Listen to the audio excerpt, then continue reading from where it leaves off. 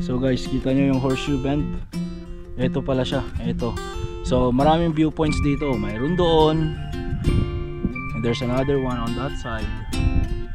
Biglang nagpipicture yung mga tao dito.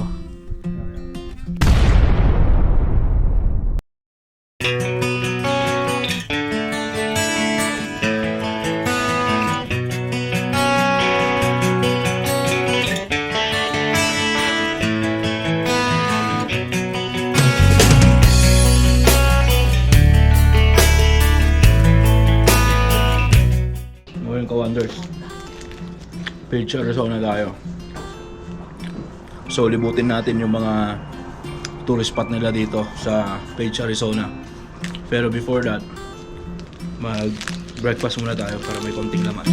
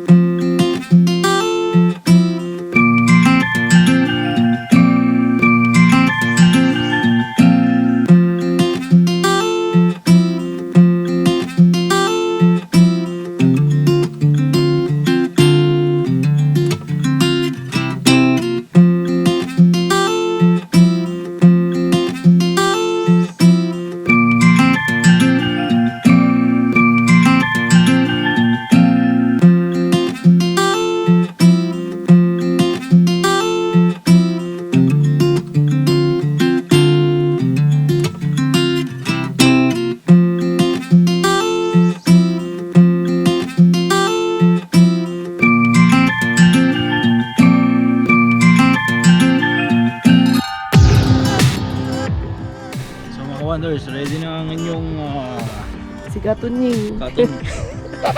Ayan na. Okay, banat, mainit eh. Tapos meron ako nito, Oh, rider. Ay, tupin mo na yung bag.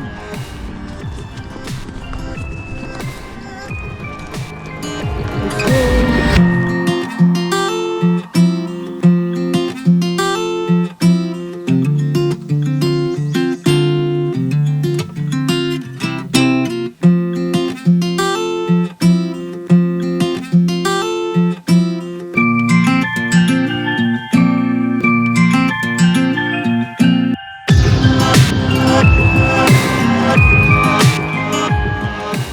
So, nandito tayo ngayon sa isang mainit na lugar no, sa Arizona. So, particularly dito sa Page City, Arizona. So, anong makikita natin dito? Parang yung hulma ng horseshoe. Tinawag nilang horseshoe bend, no? Yun yung makikita natin dito. So, from the parking area, kailangan natin siyang i-walk ng almost 1 kilometer. So, nag-proper attire ako. Hindi naman proper attire. Kaya ako masyadong mainitan, no? So guys, then parking fee, I think you need to pay $10. Alright guys, lakarin na natin to.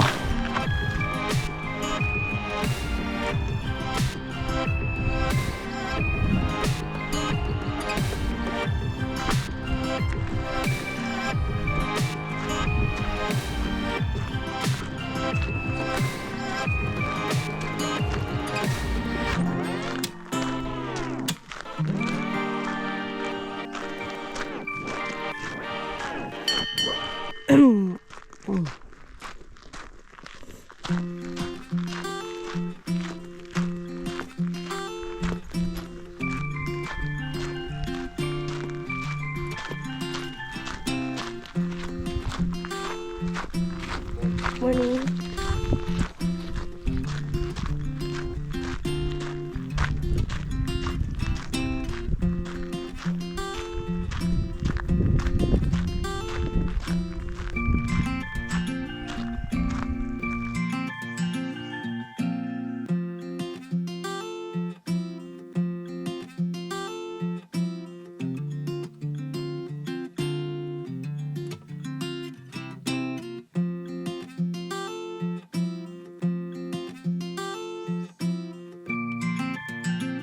So guys, mukhang nandito na ako sa yung pinaka arc kasi 'di ba hugis ano to?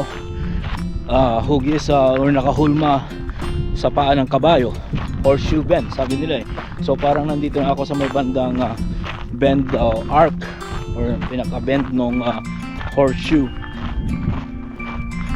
we're approaching pero hindi eh, kasi may nakikita pa ako down there. Tingnan natin kung makakababa tayo doon. Parang ang daming grupo ng mga tao doon sa pinaka dulo, doon sa pinaka ilalim. Guys, marami ako nakikita dito na do not stack rocks. So siguro yung ibang mga pupunta dito nag-stack ng mga bato, pinagpatong-patong, pinagbawal na nila. And then may sign din na please stay on the trail.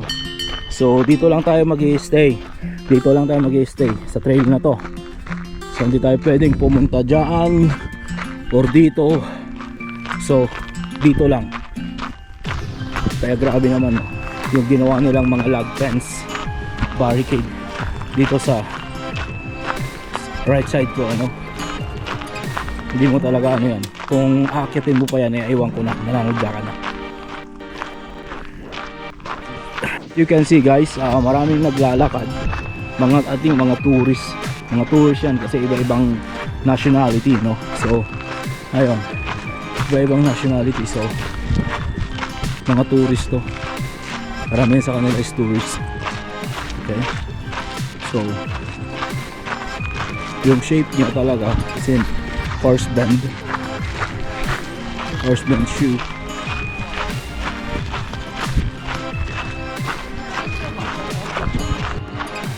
Okay guys, we are almost approaching the yung pinaka-peak, pinakamaganda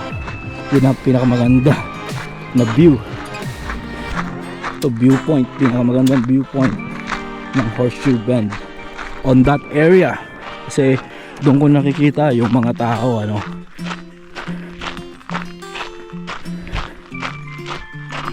Mga ka-wonders, nandito na tayo halos, ano. We're approaching yung pinaka viewpoints nila. On that side, on the other side, doon. Di ba? So malapit na tayo. Tingnan natin kung anong ma-view natin. Ano ang makikita natin sa side na yon. So yun, maraming turista dito, no?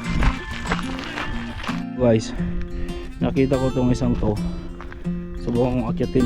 Anong makikita natin dito? So dito tayo, sa in between ng two, ano ba to? Dalawang bato? Two rocks. Okay, ngek wala pa pala to. So doon pa yung mga may view guys. So medyo ingat-ingat lang daw kasi may mga rattlesnakes dito. Kaya ayun, wow man, amazing siya, ganda. Aray. Ganda, kapilok pa ako. Wow guys, you may consider na pag nandito kayo sa Arizona, no, papuntang Grand Canyons, daanan nyo rito itong Page, Arizona, dito sa my horse band. Kasi tingnan nyo, ang ganda, yan yung paligid. We'll take a closer look, no, dun sa kanilang view.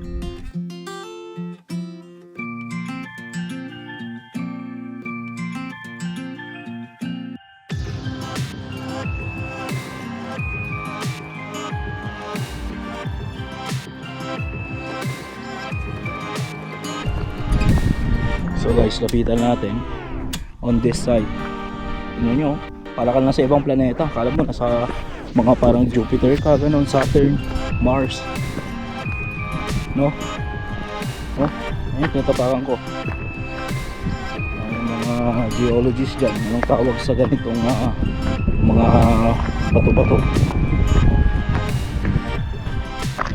Okay guys, so palapit ako. Doon sana maganda kaso may mga tao pa. Oh my god, awesome guys. Ito yung pinaka Horseshoe Bend na tinatawag nila.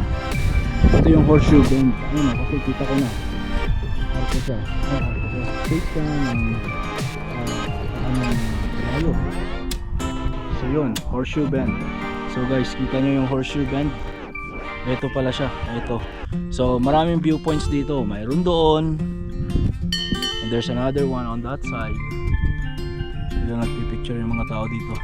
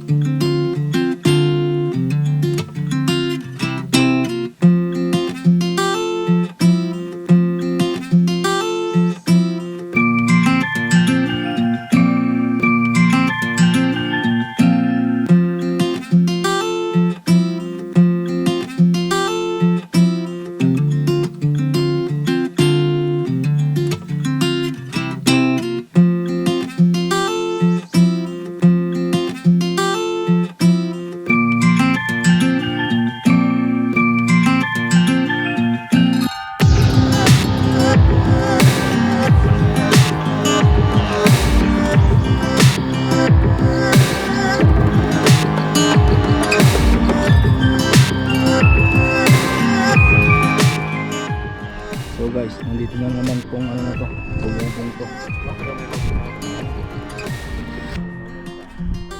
Kitang-kita nyo yung paligid doon. So yung ibang mga tourist nagkakayaking sila dyan, palibot sa area na to. So ayan. So guys, itong si Esme malabuwis buhay ang ginagawa niyang pagtitake ng picture niya. So bangin na yan, gilid na gilid yan. Grabe. Bangin na bangin yan. So mga ka-wonders, marami kayong makikita dito no, sa Page, Arizona. Ito lang isa sa mga yon. So galing kami ng Utah. Nag-drive kami.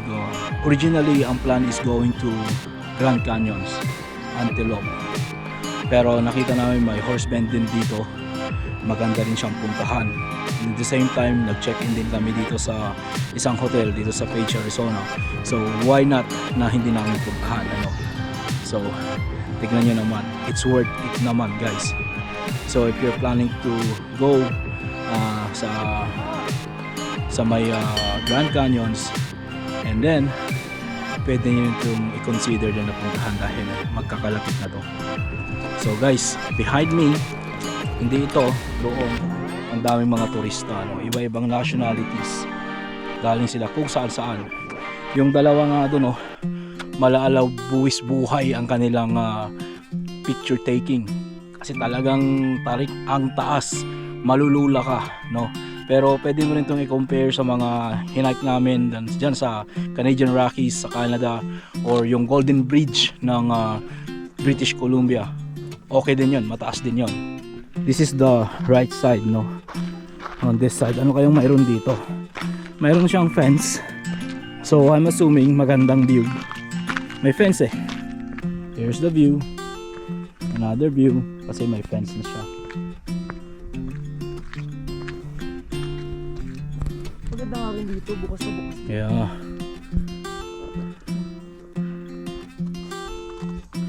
So ito, paikot.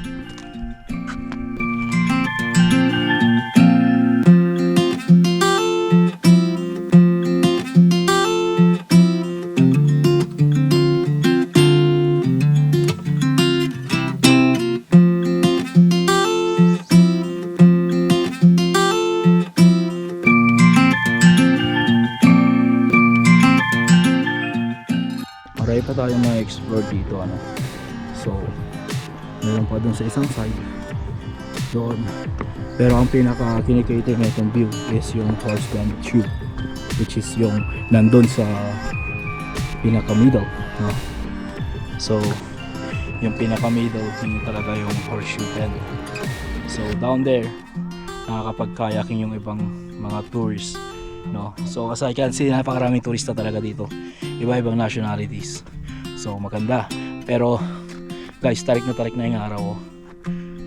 At take note na nakakalula dito. Doon hindi naman siya yung napuntahan kong pinakamatataas na kasi marami na ako napuntang matataas na eh. Like Golden Bridge sa British Columbia, yung mga gondola, yung mga hiking areas din sa Rocky Mountains ng Canada, matataas din, no? Pero dito sa US marami rin matataas.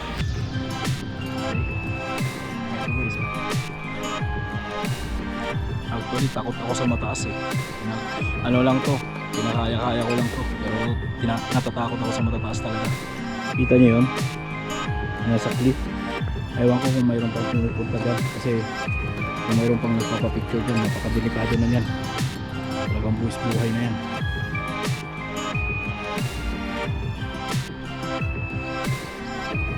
Ano yung sabi mo? Mamamatay ako dyan. Wag naman, ganda ng view eh. Maganda ang kanya. Ito naman si Joe Cash. Ano, maganda yung view pero Nakakatakot. Isang iglap lang, tsugigi ka. so mga ka-wonders, sana nasiyahan kayo sa aming pinakita dito sa may Page, Arizona, dito sa Horseman Shoe, no? Sa mga viewpoints nila ay napakaganda. So guys, kung dito kayo magagawa, you may take consideration ng pagpunta dito. So guys, dito ko na tatapusin itong vlog na to para sa Horseshoe Bend. Sa mga may gusto ng aming trip at aming mga side trips, no, tulad ng mga ganitong mga views, please pa-like naman and subscribe. Salamat!